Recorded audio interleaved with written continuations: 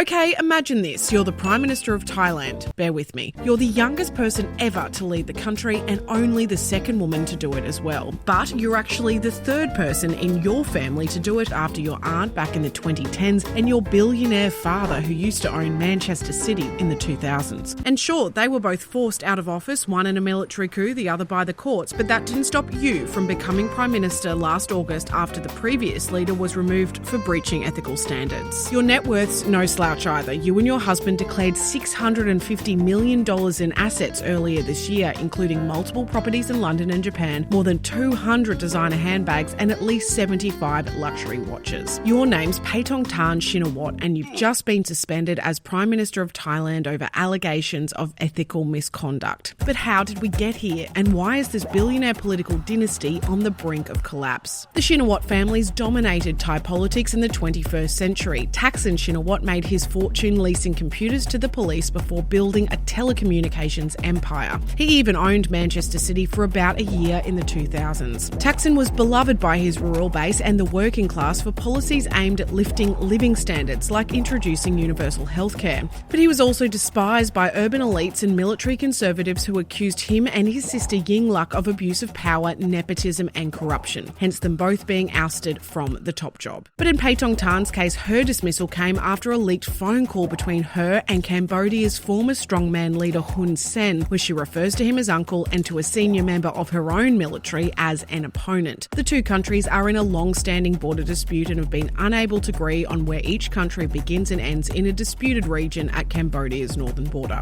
Back in May, a Cambodian soldier died after armed forces clashed at the border, and the two countries have continued to place bans and restrictions on trade and who can cross their borders, including foreign tourists. The leaked call was seen as Paetongtarn being soft on Cambodia and undermining her own country's military, which is why 36 senators filed a petition to Thailand's constitutional court calling for her removal, and the court's now investigating. So while that happens, Paetongtarn is suspended, with the Deputy Prime Minister acting in her place for now. And if she eventually is removed from power, experts and analysts say the family's reign as a political powerhouse will likely come to an end.